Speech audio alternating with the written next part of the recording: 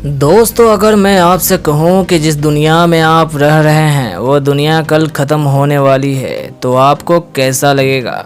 भले ही ये बात आपको थोड़ा अजीब लगे, लेकिन इस धरती पे हजारों सालों से कुछ ऐसी असंभव और ना विश्वास करने वाली इतिहास दर्ज होती आ रही है जिसकी कल्पना हम इंसान से परे है।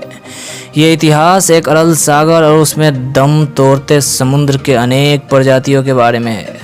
अरल सागर एक समय था जब यह समुद्र कई प्रजातियों का घर हुआ करता था, लेकिन दम तोड़ते इस समुद्र को कहाँ पता था कि एक दिन बस इसके पास रेत का मैदान, सूखी मिट्टी और नमक के टीले को छोड़ बाकी सब कुछ खत्म हो जाने वाला है। इस 1000 साल पुराने सागर में आज कुछ मौजूद है तो बस जंग लगे जहाज। आखिर क्या है दम तोड़ते इस सागर की कहानी? चलिए रुख करते हैं इस अरल सागर की दास्तां की ओर। इंसान के बढ़ते विकास प्राकृतिक के संतुलन को झकझोर कर रख दिया है। इंसानों ने उष्णकटिबंधीय वनों की कटाई से लेकर अरल सागर के विनाश तक महज 25 वर्षों में हरित पृथ्वी को तबाह करके रख दिया। इस जीता जागता बर्बादी का उदाहरण एक अरल सागर भी है, जो कभी दुनिया की चौथी सबसे बड़ी झील हुआ करती थी। इतना विशाल झील होने के कारण ही इसे सागर कहा जाने लगा था। एक समय था जब इस सागर का क्षेत्रफल 68,000 वर्ग किलोमीटर थी और इस सागर का पानी का इस्तेमाल अनेक जगह किया जाता था। इस सागर के बर्बादी का मंजर उस समय शुरू हो गई जब सोवियत संघ के एक योजना के चलते सिंचाई प्रोजेक्ट के लिए नदियों का बहाव मोड़ा गया।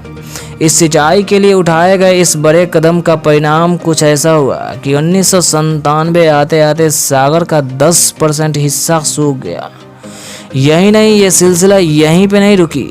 इंसान की बढ़ती जरूरत अरल सागर के बर्बादी तक जाकर ही रुकने वाली थी, क्योंकि सोवियत सरकार ने यह फैसला लिया कि अरल सागर को जोड़ने वाली 2 नदियां अम्मू दरिया और सिर दरिया को रेगिस्तान की सिंचाई के लिए भी इन्हें डाइवर्ट किया जाए। मुख्य तौर पर सोवियत की योजना कपास की खेती करके मुनाफा कमाने की थी, लेकिन अरल सागर के 20 से 40% पानी नहरों के गलत निर्माण के कारण पानी समुद्र के बजाय 60 किलोमीटर तक रेगिस्तान में सूख रही थी।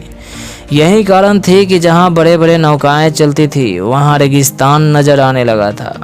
और फिर वो दौर आया जब तेजी से इस सागर का पतन शुरू होने लगा और इस द्वीपों का झील कहे जाने वाले सागर का 40 साल में 90% जल खत्म हो गया तथा 74% सिकुड़ गया।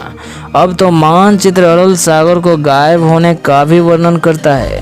तो दोस्तों, इस वीडियो के बारे में आपकी क्या राय है, मुझे कमेंट में ज़रूर बताइएगा। और यहाँ तक आए हैं तो आशा है कि आपको ये वीडियो पसंद आई होगी।